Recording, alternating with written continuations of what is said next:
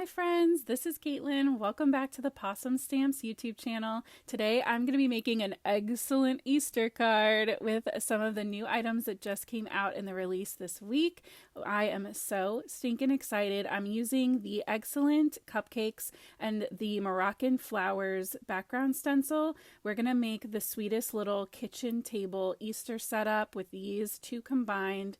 I'm just so in love. So I didn't have the dies for this stamp set. And so what I decided to do was create something that would be moderately easy for me to fussy cut.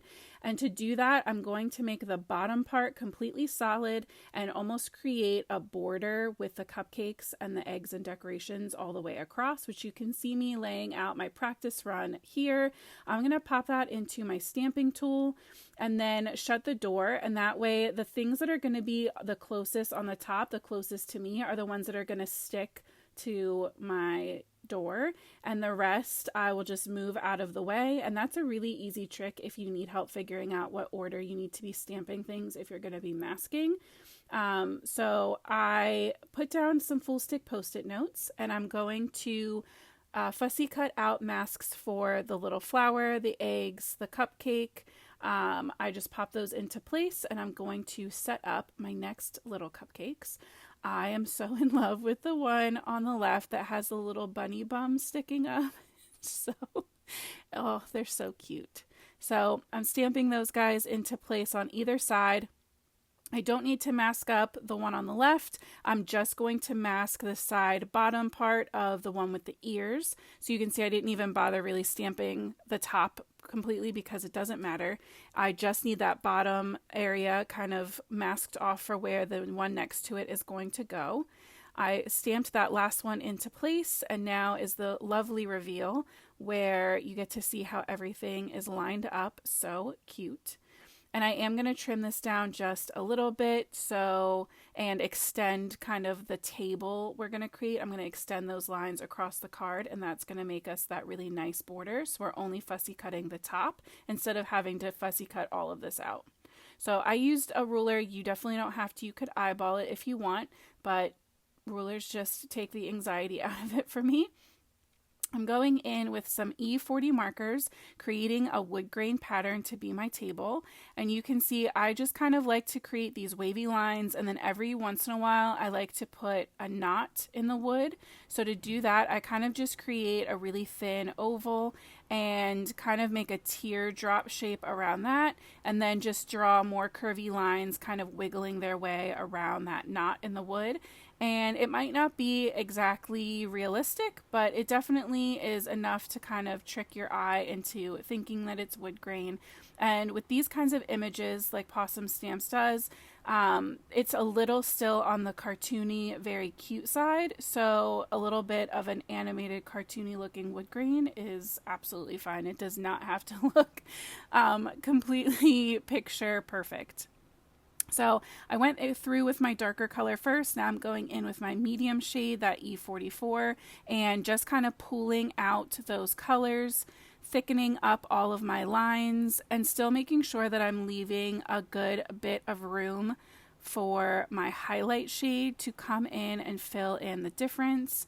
That is going to be the last step to this. And you can see I'm also pulling the color in from the edges. I like the outer part of my wood grain to be just a little bit darker. I think it helps to give that idea, almost like a vignette of closing off the scene and finishing everything out nicely on the edge of the card. So you can see I just went in and filled in completely with that light shade. Then it was time to start playing with colors, and I really wanted to create a fun and colorful Easter palette for these. So I'm starting off with a yellow, and I'm going to use the same yellow combo on all of the places across my card where there is yellow so that everything looks really cohesive. And I wanted to create a nice balance of color across the card. So if I put the yellow cupcake cake part on one part, then I added it to the decorations and kind of made sure they were spread out so there was an even distribution of color. For this pink, I shaded in the bunny's toes and then the inside of the ears, and decided to give that top frosting part some pink frosting. To balance that out, I gave the bottom of the flower frosting that same pink color, and then I shaded one of the eggs pink as well. So again, just kind of carrying those colors across. I did know I wanted to keep the bunny parts white, so to do that, I went in with some really light, cool gray markers and added just a touch of shading to the bunny ears, and the petals on that little daisy. So next I brought in some very pale baby blue. Again, I wanted to create kind of an Eastery pastel feel, so I wanted a good range of colors and a little bit of almost a rainbow effect without it screaming rainbow. And to do that, I think the pastels were the perfect solution. This way I get a nice range of colors. I'm going to end up with some green too, so I have the pink, blue, yellow, and green, but it doesn't scream rainbow. It definitely still pulls more Easter. So I got a little creative. I thought the green cake with the flower on top would be really cute. Like, those are the little leaves. And I'm leaving the wrappers blank because I'm going to do them all in the same silvery gray tone, almost as if they're that really shiny cupcake wrapper, like the foiled wrappers that you can get. And I just thought that that was sweet, and a little bit of continuity, and to really let the decorations on the cupcake shine. I couldn't figure out what I wanted to shade in that bottom part of the bunny ears, and then obviously blue was the perfect answer because I needed some blue on that cupcake. I have blue on the other three. So again, just about kind of balancing and taking my time, working my way across to make sure that all of the colors are represented. So I have one cake of each cupcake is kind of a different shade. And this is what I was talking about going in. Because I used the cool gray markers on my bunny parts, I wanted to use cool gray markers for that foiled effect. I'm going in with my deepest markers to really create that indentation feel, and then making sure that my highlight goes right down through the middle. I did jump over a couple just because the process is the exact same for all of them.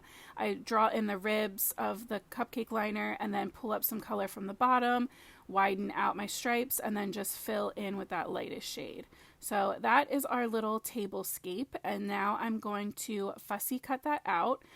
I did cut through some of it. I did, like, on my video. I didn't cut through any with my scissors. I did delete some of it or skip over some of it because it was a little bit tedious, but with this kind of fussy cutting, I find as long as I just take my time and make sure that I'm moving my paper and not my scissors as much as possible, I get a pretty clean cut. So I'm going in now with my stencil and a side folding A2 card that I have I'm going to be using it horizontally. So I'm going in first with a light sagey green. This is old paper, but it truly does have like a green tint to it. And I'm filling in, I kind of held up my table to see how far down I needed to carry my ink. I'm blending all the way across the top, just doing a really nice even coat of that. And then I'm going to go in with, I believe it's frayed burlap, and I'm inking up the edges, again, just to give this kind of a vignette feel, give it a little bit of a shabby chic kind of touch, and just some extra interest. And I'll go in one more time with an extra layer of that old paper just to blend out those edges, and the reveal is beautiful. But I felt like the cream was just too bright, so I went in with that same green all over the edges just to kind of reinforce that vignette effect and really emphasize the highlight on the center area. Now it was time to add my sentiment. So my bottom part is not glued down. I'm just holding it in place with my magnet to make sure that everything is lined up so that my sentiment is in a good spot. Because the bunny ears are sticking up where they are, I tucked it over to the side just a little bit, kind of straightened it out on the door of my stamping platform. And now that it's dry, I'm going to go in and add some foam tape to the back of my little table. This is because I am a sucker for the Possum Stamps embellishment sets, the sequin mixes. I freaking love them. And there's a new spring one out that I am absolutely crazy for. I think it's Spring Bling. And that's obviously what we're going to be using. And when I do sequins, I know myself and I like to tuck some under my scene elements. So popping this up was just a no-brainer for me because this was going to allow me to tuck some sequins here and there, as well as popping them on the front and on that back panel. So I cut out little slivers just to hold up the ears to make sure that they were nice and supported. They wouldn't get crushed if I put this in the mail. And peeling off the backing paper is always very tedious. I don't know about you, but I have gel nails, and the extra thickness sometimes makes it a little harder for me to do that, but I'm getting used to it. It's it's been over a year, so I've had some practice. But once I pop that into place, this is that beautiful sequin mix. I store mine in a little container just for ease of finding everything and keeping them organized. But you can see with the little bit I pulled out here on my table that this has a beautiful range of colors. I really wanted to make sure, the same as with my cupcakes, that I had a nice variety of color kind of scattered across my card. So I'm just going in with a little detail bottle of glue and adhering all of these down. There you can see I am tucking some behind the cupcakes. I have some up on that back panel of the wall and a few tucked right on the front in front of those cupcakes, which also helps to balance out the little eggs and kind of daisy stamps that we added with our stamping. So if you have not checked out the new release, you absolutely have to. This one is amazing. It has some summery, anytime kind of stamps, some beautiful spring and Easter stamps. It's got a little bit of everything. I absolutely love it. Make sure you go check out the Possum Stamps Instagram and make sure that you're subscribed to this channel so you don't miss out on any future inspiration. I hope that you have an amazing week, and as always, happy crafting.